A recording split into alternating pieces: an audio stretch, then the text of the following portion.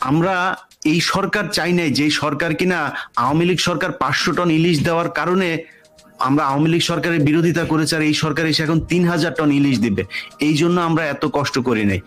আসিফ নজরুল তিনি তো এই ইন্ডিয়া বিরোধী কথাবার্তা বলেই তো আজকে উনি উপদেষ্টা।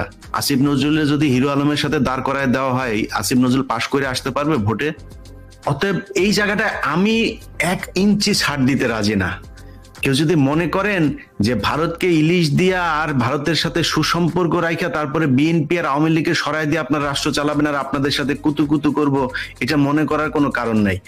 হইতে পারে ভেজাল লাগাইলে আওয়ামী লীগ আবার ক্ষমতায় আসতে পারে, কিন্তু আপনারা থাকতে পারবেন না। ওইটা মাথায় রেখে তারপরে রাষ্ট্র পরিচালনা করতে খুব সাবধানী হওয়া উচিত। আবারও বলছি, ডক্টর মোহাম্মদ ইউনূসের উপরে আমাদের কোনো রাগ ক্ষোভ কোনো কিছু নাই। আমরা চাই আপনি সফল হন।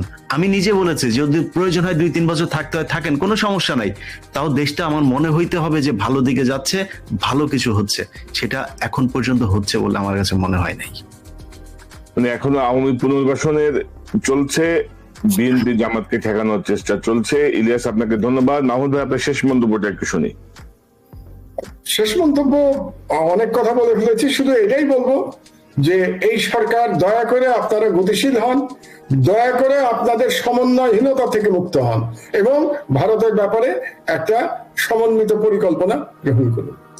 আপনাদের মানে উপদেষ্টারা যদি নাকি মানে কাজ করার বাদ দিয়ে যদি মানে কিছু কিছু উপদেষ্টা, আমি একজনের নাম আজকে এখনো পর্যন্ত কাউকে নিয়ে এই প্রথম বোধহয় কথা বলেছি, ভবিষ্যতে সরাসরি বলার সেই ক্ষেত্র প্রস্তুত মানে তৈরি করেন না, আমি মনে করি তাহলে খুব সমস্যা হবে। এই জায়গাগুলি সরকারের চিন্তা করা উচিত। সরকার এখন বিভিন্নভাবে চেষ্টা করছে যে রাজনীতি মুক্ত করার জন্য। যেমন 2 দিন ধরে আপনি দেখেন ঢাকা বিশ্ববিদ্যালয়ের একজন শিবিরের সভাপতিকে পাওয়া গেছে, যিনি এতদিন ধরে গোপনে এখানে সভাপতি ছিল, এখন তিনি ওপেন হয়েছেন। তো সমস্যা কি? শিবির কি আপনাদের জন্য অপকারী কিছু ছিল নাকি? শিবির কি আপনার ক্ষতি করেছে নাকি? শিবির আজকে যেই ছাত্র আন্দোলন হয়েছে, খুঁজা দেখেন শিবিরের কতজন সেখানে জীবন দিয়েছে। তো আপনি শিবির করতে তো সমস্যা কি? আবার অনেকে বলছে এটা নাকি মুনাফিকি করেছে শিবির। মুনাফিকি না, এটা কৌশলী হয়েছিল শিবির, তাই সে তার পরিচয় গোপন করেছে এবং সেখানে সে রাজনীতি করছে। আমি মনে করি শিবির এবং ছাত্রদল 2 দলের সহ অবস্থান প্রয়োজন। এই ঢাকা বিশ্ববিদ্যালয় সহ বেসরকারি যত সরকারি যত বিশ্ববিদ্যালয়গুলো আছে সবগুলোতে পাবলিক বিশ্ববিদ্যালয়, সেখানে গিয়ে এই যে আর কোন ছাত্রলীগের এই যে এজেন্টরা যারা গোয়েন্দা সংস্থার সহায়তা নিয়ে এখানে বিভিন্ন জনকে চোর সাজিয়ে তারপর হত্যা করছে, এগুলো থেকে আমি নিজে ছাত্র রাজনীতি পছন্দ করি না, কিন্তু এগুলো থেকে বাঁচানোর জন্য একটা গার্ড এখানে কাজ করা দরকার। এবং সেই গার্ড কারা হবে? সেটা শিবির ছাত্রদল তারাই হইতে পারে। এরপরে যে বিপ্লবের মাধ্যমে যে সরকার এসছে সেটা সফল হোক, একেবারে সিনসিয়ারলি চাই, আমরা প্রত্যেকে চাই। আপনি চান, আমরা 4 জনই চাই, আমি খুব ভালো করে জানি। একটা ছোট সাজেশন দেই প্রধান উপদেষ্টা এবং স্বরাষ্ট্র উপদেষ্টা এবং স্বরাষ্ট্র সচিবকে। আপনি বলেন, একটা তালিকা করেছে এখন পর্যন্ত যে শেখ হাসিনার আমলে গোপালগঞ্জের কতজন পুলিশে চাকরি পেয়েছিল? আপনি যে গোপালগঞ্জের সম্পর্কে গোয়েন্দা ব্যর্থতার কথা বললেন এবং ইলিয়াস খুব সঙ্গত কারণেই বলেছে যে এটা সফলতা। কারণ হচ্ছে এই যে গোপালগঞ্জের কি পরিমাণ মানুষকে চাকরি দেওয়া হয়েছিল তার কোনো তালিকা করেছে এখন পর্যন্ত এই সরকার? ঢাকা শহরে নাকি প্রত্যেকটা ওসি গোপালগঞ্জের ছিল। এতগুলো ওসি, গোপালগঞ্জের জনসংখ্যা কত রে ভাই? বাংলাদেশের জনসংখ্যা একটা ছোট্ট ডিস্ট্রিক্ট গোপালগঞ্জ, সেটার এতগুলো অফিসার এত বড় বড় পদে কিভাবে ছিল আমাকে? তাহলে তার তালিকা কোথায়? জনগণকে জানিয়েছে হোম মিনিস্ট্রি এখন পর্যন্ত এই সরকার যে শেখ হাসিনার আমলে 16 বছরে গোপালগঞ্জের এতজন পুলিশ নিয়োগ দেওয়া হয়েছে, এতগুলো গোপালগঞ্জের অফিসার বড় পোস্টে ছিল এবং তারা এখন কোথায় আছে আমাদেরকে জানিয়েছে? এটা আমরা শুধু জানি গোপালগঞ্জের 2-1 ক্রিমিনাল পালিয়ে আছে। যেমন ইয়ের যেটা ছিল, এসবির যে চিফ ছিল সে পালিয়ে গেছে, মনিরুল পালিয়ে গেছে। তারপরে গোপালগঞ্জের ছিল বেনজির, দেশ থেকে পালিয়ে গেছে, এবং আরো 2-1 গোপালগঞ্জের অফিসার তারা পালিয়ে আছে। কিন্তু গোপালগঞ্জের তো অসংখ্য অফিসার রে ভাই। আপনি যদি এসআই থেকে শুরু করে আইজি পর্যন্ত সব পোস্ট গুলোর মধ্যে গোপালগঞ্জের সংখ্যা দেখলে আপনি ঘাবড়ে যাবেন যে এক ডিস্ট্রিক্টের এতগুলো লোক কিভাবে চাকরি পেতে পারে। তো সেটা সম্পর্কে এবং মাহমুদ ভাই যে কদিন আগে যে আনসার বিদ্রোহের যে চেষ্টা হলো, জি এখানে দেখা গেল যে 15,000 না কত হাজার শুধু গোপালগঞ্জেরই নিয়োগ পেয়েছে আনসারে। ভাবা যায়। এবং আরেকটা জিনিস আপনি যদি দেখেন, আনসারটা পুরো ঘিরে রাখলো, আনসারের ডিজি তাদের জন্য তদবির করলো, যখনই আনসার মার খেয়ে চলে গেলো তখন বললো না এরা কেউ আনসার ছিল না, আসলে তো কারা ছিল এরা? এরা কারা ছিল।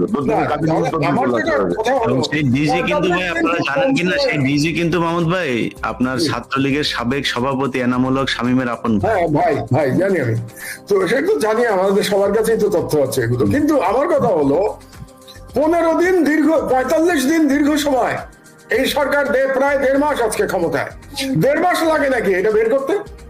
পুলিশে কতজন গোপালগঞ্জের এবং কতজনকে অন্যায় ভাবে চাকরি দেওয়া হয়েছে এটা বের করতে 1.5 মাস লাগে? আরে ভাই আমরা সরকারে ছিলাম না, আমাদের শেখান আপনারা যে কতদিন লাগে এটা বের করতে।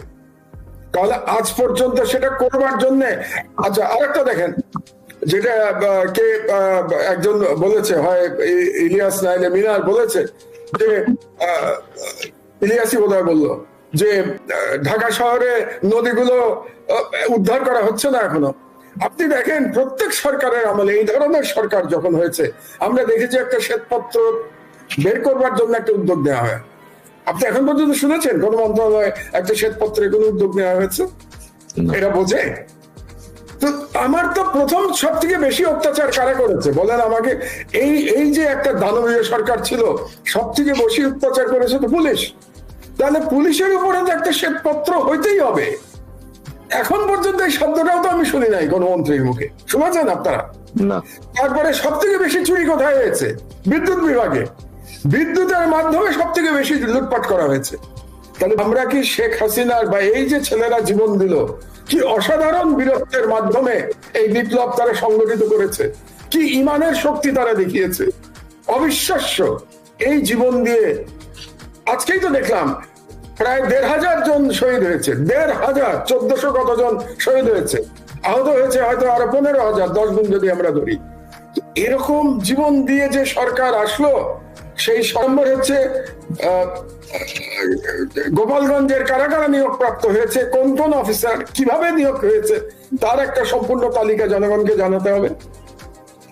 এটা হচ্ছে ইমিডিয়েটলি হোম মিনিস্ট্রির দায়িত্ব নেওয়া উচিত, এই দায়িত্ব। 3 নম্বর ফরেন মিনিস্টার যেটা করা উচিত, যে দানব শেখ হাসিনার কন্যাকে, এটা বোধহয় আমি আজকে দিয়ে বোধহয় 5-6 বার আপনার অনুষ্ঠানে আমি বলি যে দানব শেখ হাসিনার কন্যাকে যে জালিয়াতি করে চাকরি দেওয়া হয়েছে, সেই নমিনেশন ইমিডিয়েটলি বাতিল করতে হবে এই সরকারকে। আরে ভাই ঠিক আছে, ওয়ার্ল্ড হেলথ অর্গানাইজেশন তার চাকরির থেকে বাদ না দিল, কি দিল সেটা তো তাদের ব্যাপার। আপনারা নমিনেশন উইথড্র করেন, নমিনেশন উইথড্র করতে পারবেন না কেন? এই ব্যাপারটা অনেকটা এরকম যে আপনি খতিবের চাকরি খেতে পারছেন না, আপনি বাজমুকরমের মসজিদের খতিবের চাকরি খেতে পারছেন না, আপনি হাসিনার মেয়ের নমিনেশন ক্যান্সেল করতে পারছেন না। এই সরকার কি করছে?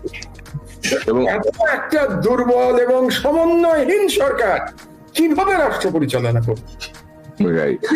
ইলিশের মাধ্যমে সমন্বয়হীনতা প্রমাণিত হয়েছে।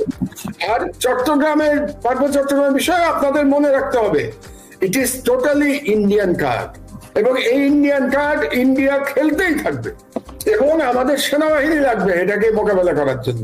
সেনাবাহিনীর দায়িত্ব না দিলে আপনি পার্বত্য চট্টগ্রামে লড়াই করতে পারবেন না।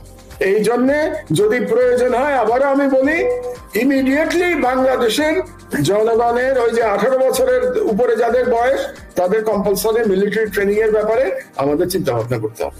আপনার মনে রাখতে হবে আপনার পাশে একটা ট্রিমেন্ডাসলি হেজেমনিক কান্ট্রি আছে, যার সাথে লড়াই করে আপনার স্বাধীনতা টিকিয়ে রাখতে হবে। লড়াই মানে শুধু অস্ত্রের লড়াই বলছি না আমি, বুদ্ধির লড়াই, প্রয়োজনে অস্ত্রের লড়াই, এবং কূটনৈতিক লড়াই, ইকোনমিক লড়াই, সর্বরকম লড়াইয়ের মাধ্যমে আপনার স্বাধীনতা টিকিয়ে রাখতে হবে। মাহমুদ ভাই, আমি খুব সংক্ষিপ্ত একটা, তাহলে জাতির কাছে এই সরকারকে জবাবদিহি করতে হবে। আমাদের খুব সংক্ষিপ্ত একটা মন্তব্য, যে ম্যাজিস্ট্রেসি পাওয়ার দেওয়া হয়েছে গণহারে সেনাবাহিনীকে, মানে লেফটেন্যান্ট থেকে শুরু করে